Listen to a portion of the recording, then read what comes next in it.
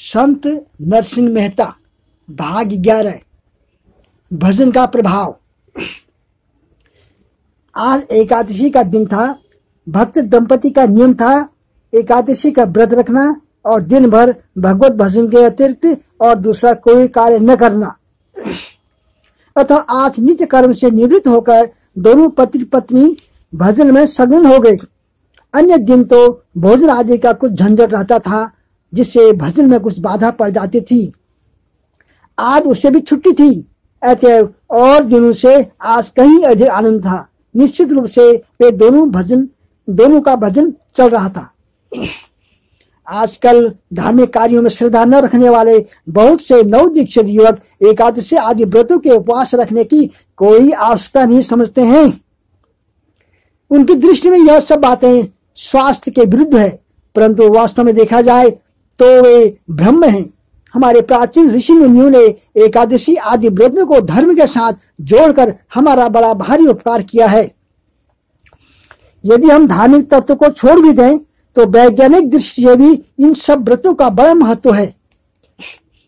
यह सभी स्वीकार करेंगे कि दसों इंद्रियों और मन का संयम करना मनुष्य के लिए अत्यंत आवश्यकता है।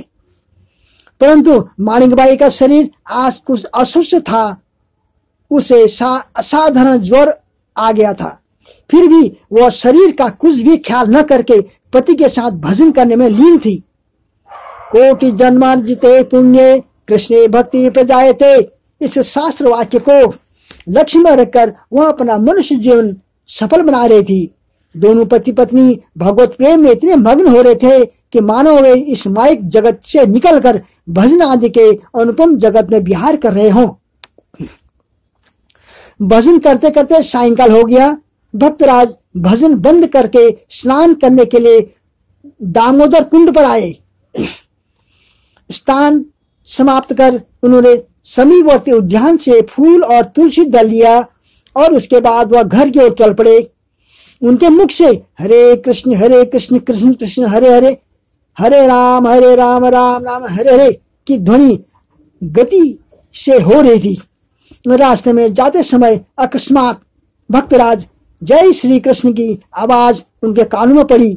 जरा सचेत होकर जब उन्होंने इधर उधर दृष्टि घुमाई तो कुछ दूरी पर एक अत्यंत डेढ़ को हाथ जोड़कर प्रणाम करते हुए देखा गया। बहुत पहले से वह अत्यंत ही भक्तराज पर अत्यंत श्रद्धा थी। वह नित्य स्नान करके लौटते समय भक्तराज के दर्शन किया करता था। उसकी दृष्टि में भजन और भगवान में कोई भेद नहीं था। नरसिंह को आत्मवत सर्वभूतेषु का भाव रखने वाले थे। उन्होंने उत्तर दिया, जय श्री कृष्ण भगत। भक्तराज, मैं आपसे कुछ विनती करना चाहता हूं। अन्यत्र से नम्रता पूर्वक निवेदन किया। अत्यंत जन्य भाई, ऐसा कौन सा कार्य आ पड़ा जिसके लिए मुझसे विनती करने की आवश्यकता पड़ी? मैं तो एक कृष्ण नाम के सिवा कुछ नहीं जानता, तथा मेरे योग्य कोई कार्य हो तो संकोच छोड़कर बताओ। नरसिंह ने अभिमान रहित होकर बोला, मेहता जी, मैं किसी सांसारिक कार्य के लिए विनती नहीं कर सकता। आज एकादशी का उपवास मैंने भी किया है, अतएव रात्रि में जागरण करने के निमित्त भजन करना चाहता हूँ। क्या मेरी विनती स्वीकार कर आप मेरे आगमन को आज पवित्र कर सकेंगे? अत्यंतजन ने श्रद्धा के साथ अपनी इच्छा प्रकट की। उनका नाम था अंत्यजन। भैया, इस काम के लिए विनती करने का क्या प्रयोजन? भगवान का भजन करना तो मेरा काम ही है। फिर स्वयं भगवान ने कहा है, ना हम बसामे बैकुंठे योगी नाम हृदय न चौ मद भक्ता यत्र गायंती तत्र तिष्ठामि नारदो। जिस स्थान पर भगवान का भजन होता है वहां साक्षात बैकुंठ लोक ही है। जो मनुष्य भगवान का नाम लेता है वह हीन जाति का होने पर भी देश समान है। तो यार भगवान क्या करे, मैं न योगियों के हृदय में रहता हूँ न बैकुंठ में रहता हूँ। मेरा भक्त जहां मेरा गुणगान करता है मैं वहां रहता हूँ। हे नारद, जो मनुष्य भगवत भजन के प्रभाव को जानकर भी भगवान से विमुख रहता है वह उच्च कुल में उत्पन्न होने पर भी आत्महत्या के महान पाप का भागी बनता है। भगवान का भजन करने तथा श्रवण करने का ब्राह्मण से लेकर चंडाल तक सबको समान अधिकार है। श्रीमद् भगवत गीता में तो ब्राह्मण, गौ, हाथी, कुत्ते और चांडाल भी समदृष्टि रखने वाले ही सच्चे ज्ञानी बतलाए गए हैं। सामाजिक आचार विचार में भेद है और वह रहना भी चाहिए। इसी से भगवान के समान दृष्टि रखने की बात कही है। सब बातों में समान वर्ताव ही नहीं, परंतु भजन का तो सभी को अधिकार है।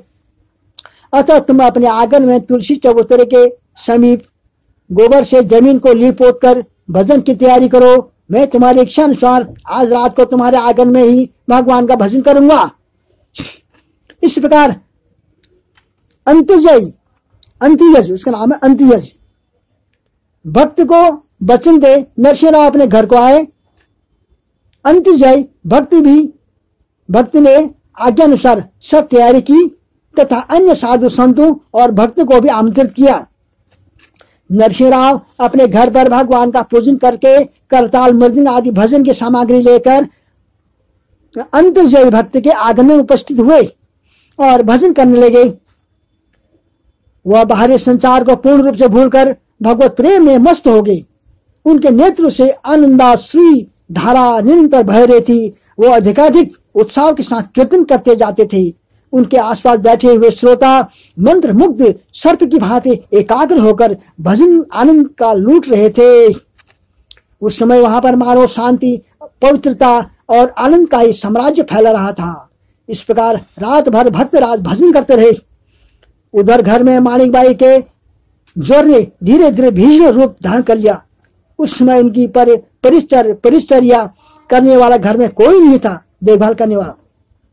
वह भी निरंतर भगवान नाम की ये रट लगाए हुए थी। यहाँ तक कि बेहोशी की हालत में भी उसकी जीवा भगवान को ही पुकार रही थी। मानो उसने संसार से सारा संबंध तोड़कर समाधि अवस्था में केवल भगवान से ही संबंध जोड़ लिया था। प्रातःकाल भजन समाप्त कर नरसिंह राव घर आए तो देखा कि पत्नी मरणासन अवस्था में है, केवल अंतिम सांस गिर रही है। नरसिंह जी की पत्नी का यह हाल देखकर उसकी सेवा में लग गए और भगवान नाम सुनाते हुए उसकी शुश्रूषा करने लगे। परंतु भगवान का विधान कुछ और था।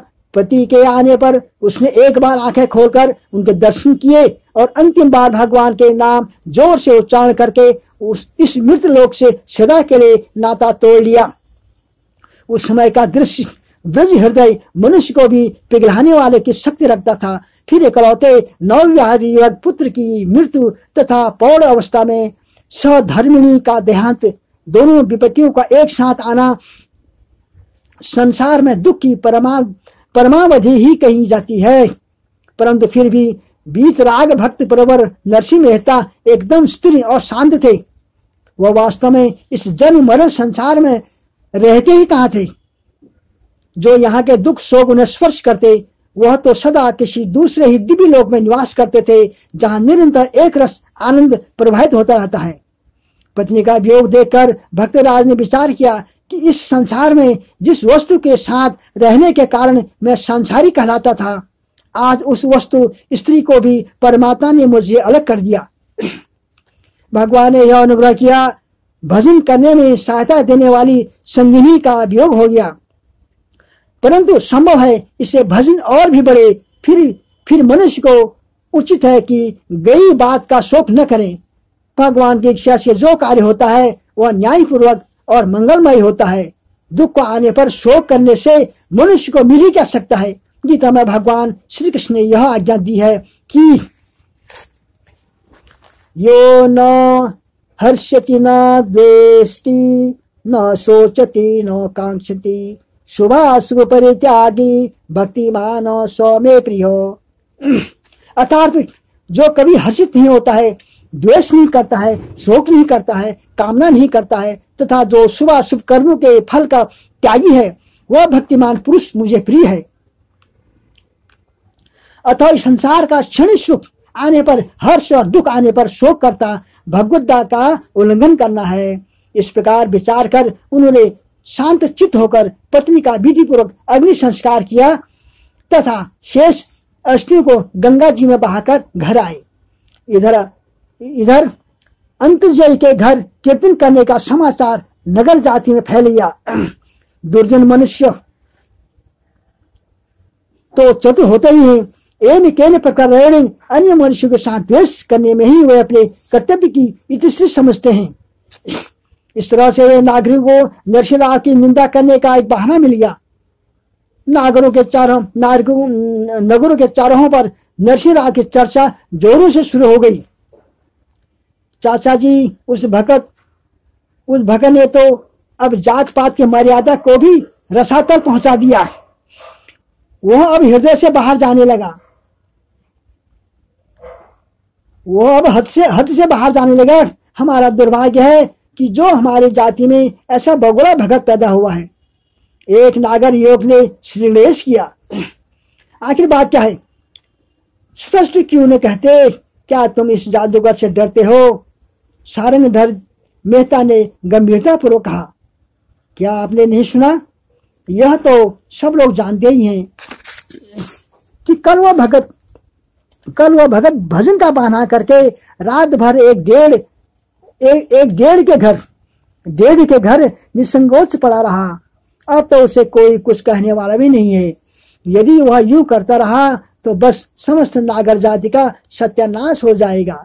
बीच में ही प्रसन्न राय ने तिल को ताड़ बनाकर सारा वृत्तांत का सुनाया। चौराहे पर उपस्थित सभी नागरों में कोलाहल मच गया। सब लोग इस घटना पर अपनी अपनी राय देने लगे। एक वृद्ध नागर ने कहा, बस अब कलयुग का पूरा प्रभाव फैल गया है। उच्च कुलोत्पन्न ब्राह्मण अन्य के घर में जाकर रात भर बैठा रहा। पृथ्वी माता कैसी ऐसे पाप का बोझ सहन करेगी? मेरे ऐसे वृद्धों का तो अब संसार में जीना ही निरर्थक है। एक दूसरे वृद्ध ने कहा, यदि ऐसा अधर्म होने लगेगा तो थोड़े समय में ही प्रलय हो जाएगा। एक तीसरे नागर ने अपना फैसला सुनाया, तो फिर ऐसे पतितों का पाप हम कब तक देखते रहेंगे? आज से उसे जाति से बाहर कर देना चाहिए।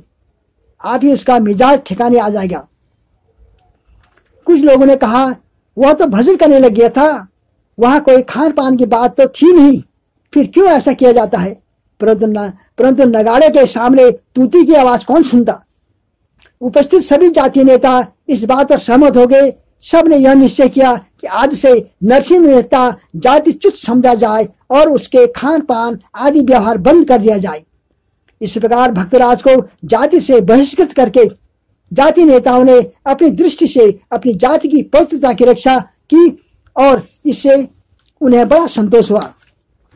दूसरे दिन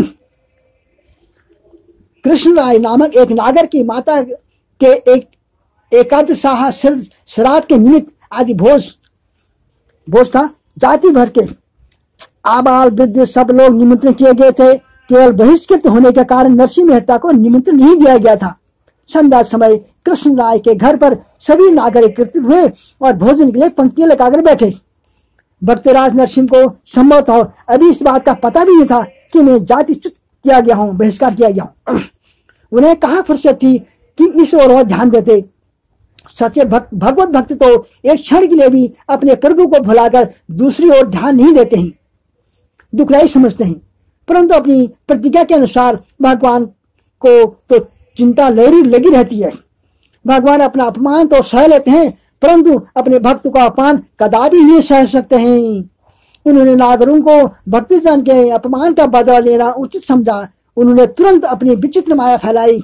जब नागरों के पंक्ति में भोजन परोस दिया गया और उन्होंने भोजन करना शुरू किया, तब प्रत्येक नागर ने अपने बगल में एक अंतर्जय को बैठा देखा।